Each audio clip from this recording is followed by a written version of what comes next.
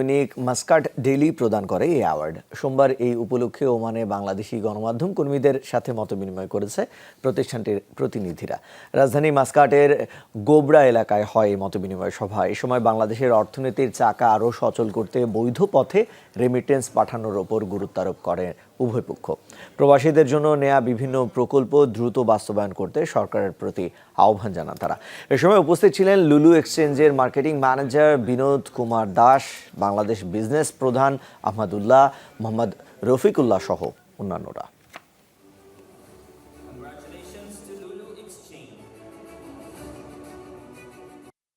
অবশ্যই এটা অনেক আনন্দের।